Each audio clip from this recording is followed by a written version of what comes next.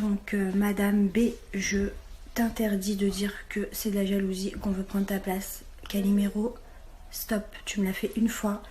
Chez Énergie 12, tu vas pas me le refaire. Maintenant, t'as plus qu'à, en fait, à baisser ta tête, d'accord, à t'excuser auprès de certaines personnes. Tu as, à un moment, voulu défendre ta cousine Capucine pour me mettre à terre. J'ai jamais été à terre, sache-le. Je vois des fois des articles, Madame B a ruiné la carrière, mais t'as rien ruiné, je te rassure, mais c'est tout a été mon choix de partir. Tu sais, tu m'as jamais eu dans tes filets, tu le sais, j'ai toujours refusé de faire tes placements. Je t'ai toujours dit ce que j'en pensais, et un jour tu m'as dit, tu verras, j'y arriverai un jour. Tose. Alors c'est une vidéo qui date de 2018 ou 2019, elle a 2-3 ans. On comprend que tu parles de Magali Berda quand tu dis Madame B. Et d'ailleurs, au sujet de Magali Berda ou encore Cyril Hanouna, les influenceurs, tu avais dit c'est une secte. Cyril Hanouna ? Il me semble. En tout cas, c'est ce qui tourne sur les réseaux sociaux et dans des vidéos qui ont été repostées par des blogueurs de l'époque. Donc je voulais savoir si tu l'avais intégré ou alors si tu regrettais pour le coup certains propos de l'époque. Alors, la secte, je pense que peut-être j'en voulais à Cyril, parce que j'en voulais beaucoup à Cyril à une période d'avoir fait rentrer mes ennemis. Parce que du coup, c'est à la même époque où j'étais en guerre avec ces filles-là, où elles sont rentrées. Donc, tu sais, tu as la haine, tu dis, ouais, Capucine et Magali. Elles sont rentrées chez... Et moi, j'étais en embrouille. Donc, du coup, j'ai dû mettre tout le monde dans le même sac. Mais la secte, oui, je pense toujours que c'est une secte, les influenceurs. C'est-à-dire que je pense toujours pareil, en fait. Rien n'a changé. C'est pas parce que ça va mieux avec Magali que je ne pense pas pareil. Je ne travaillerai toujours pas avec Magali dans les placements. Pourquoi? C'est vrai que parfois on a tendance à dire non, moi je fais pas de placement, juste comme ça, parce que comme ça on va plaire au public, tu vois. Non, moi c'est pas mon cas. C'est-à-dire que je veux pas faire de placement pour pas justement être...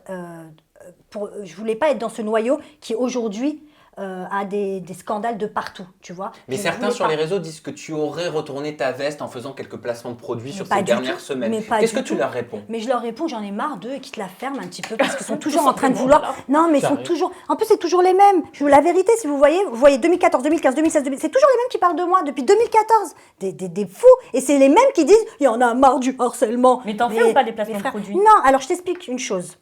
J'ai fait 3 placements de produits qui n'ont rien à voir ni avec Wesley, ni avec Magali, c'est complètement à côté. Ce qui s'est passé, c'est que tu sais, je t'ai dit, j'avais des projets de montée de société en Corse, ça s'est pas du tout passé comme prévu, tu vois.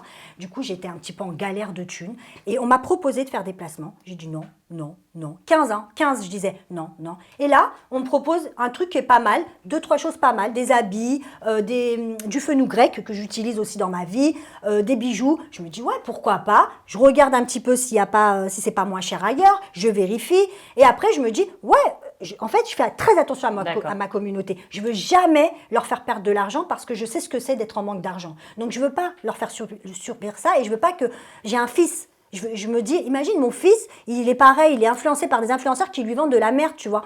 Donc du coup, j'ai accepté ces 3 petits placements. Oh là là, c'était un truc de... Alors pendant 4 ans, j'ai refusé.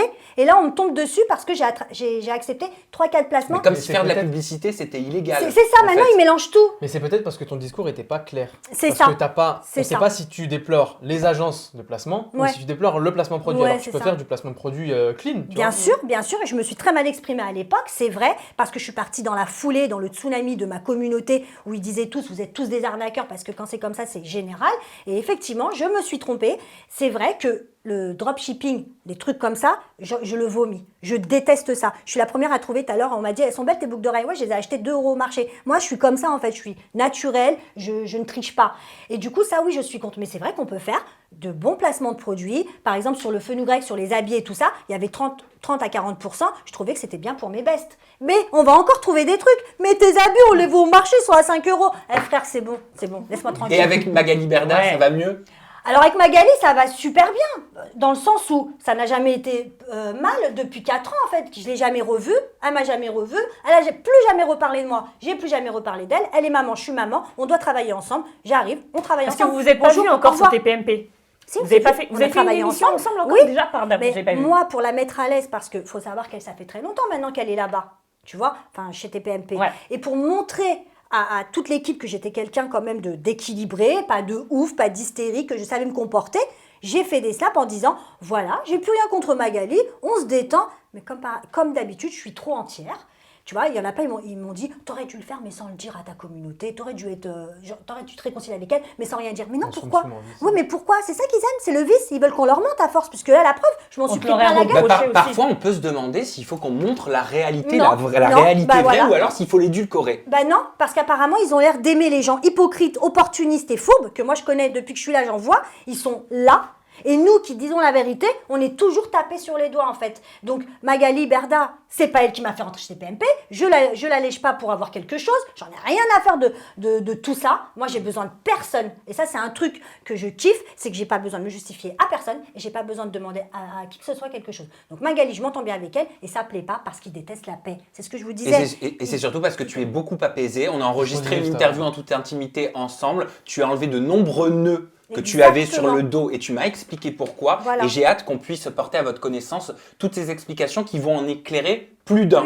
On est d'accord? Exactement. Bon. Là, ils vont vraiment en éclairer plus d'un.